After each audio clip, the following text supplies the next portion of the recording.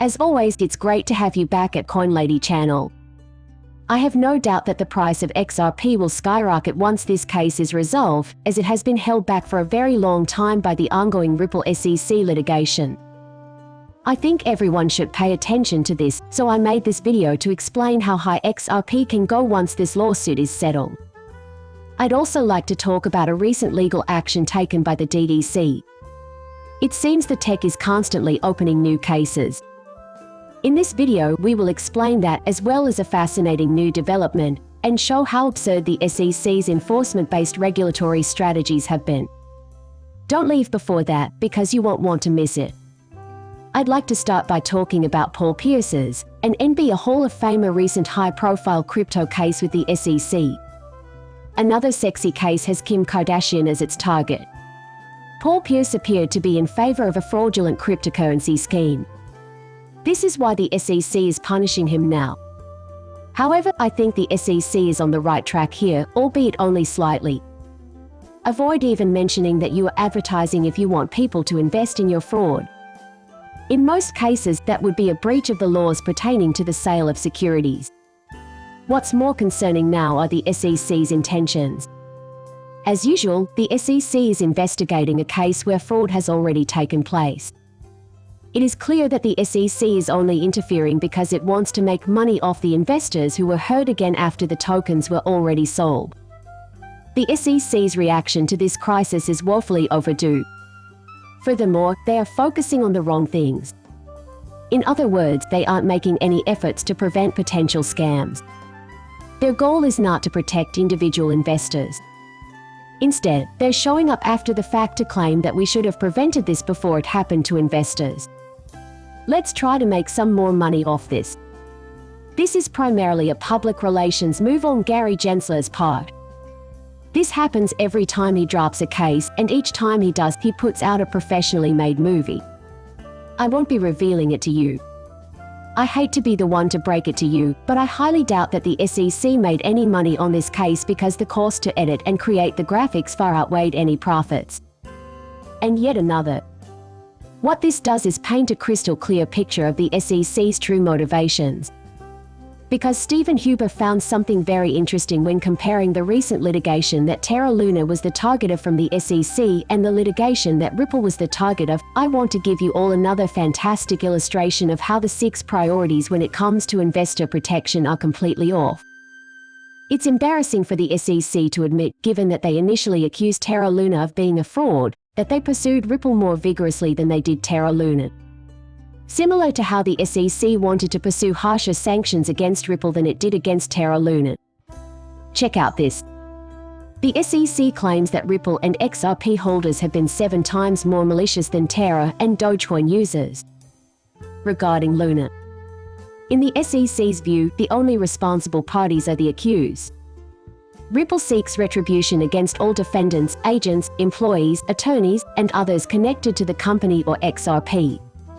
More than anything else, this proves the SEC's claims against Ripple were false. The SEC initiated legal action against Ripple and launched a full-scale offensive against the company.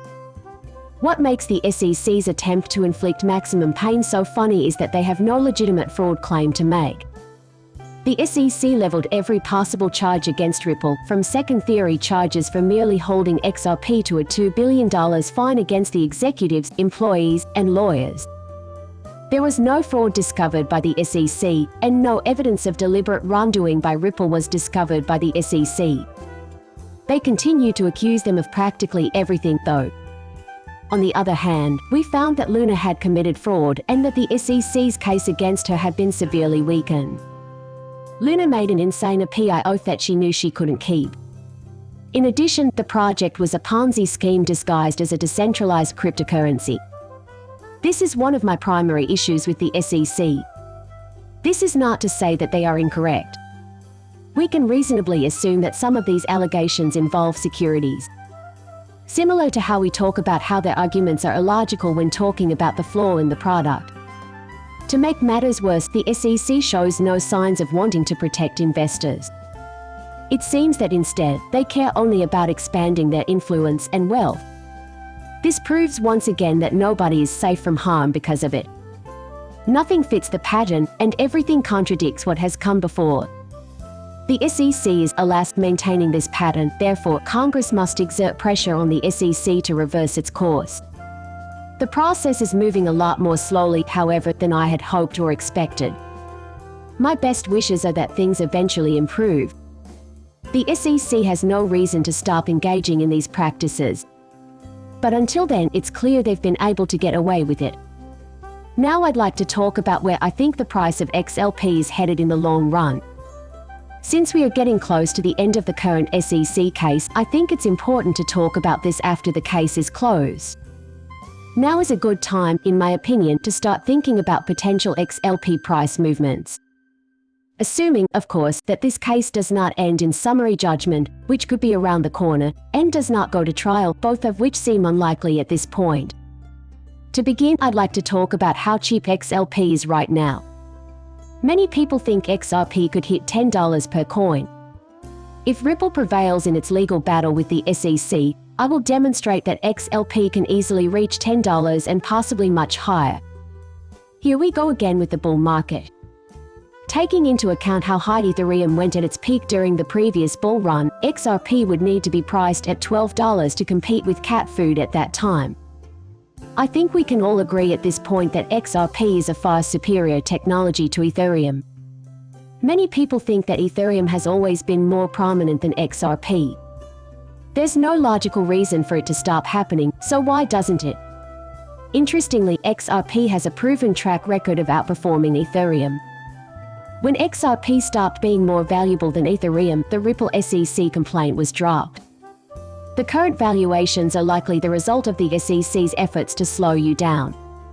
Since XRP has consistently outperformed Ethereum, it seems reasonable to assume that its price would have risen above $11 and even $15 if the lawsuit hadn't been filed. In previous cycles, this was the norm. When compared to XRP, Ethereum has never had a higher market cap. For what possible reason then wouldn't that be the case? Because of the constraints, XRP was prevented from reaching those heights. The good news, though, is that XRP will get there once this case is finally resolved. And I am an eternal optimist, as you can see. Not only will he be able to take it easy, but his legal standing will be established in a way that no other token has been, by virtue of a judicial ruling. It's true that the SEC has made public the possibility that a security doesn't exist, but this is obviously irrelevant. They have reversed course due to the shockwave from the SEC cases, and the court will soon rule on whether or not XRP is a security. Because of this, more capital will flow into XRP. Because of this, major financial institutions will be able to start trading XRP, sending the price skyrocketing. Do I think XRP will reach $10? That's not the case at all. Never. As far as I'm concerned, it will be very simple to beat. For this reason, XRP's price is being artificially kept below $10, despite the fact that it deserves to be much higher. This situation will change only when institutional investors gain the confidence they need to reinvest in XRP after receiving the necessary clarity. In all likelihood, it will go above and beyond the estimates. It was expected to get here a long time ago. As it stands, the SEC is actively suppressing this market while keeping their actions completely open and public. The good news is that this is temporary and will serve as a catalyst for change. Furthermore, knowing only the products being developed on XRP, how do we know that XRP has the ability to outperform Ethereum prices? Although Ethereum is the foundation for many amazing endeavors, the ledger itself is of much greater importance.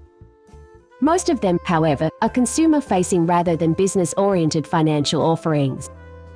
Many large organizations are hesitant to fully invest in the XRP ledger's emerging ecosystem of decentralized applications because of the lack of certainty surrounding the technology's long-term viability.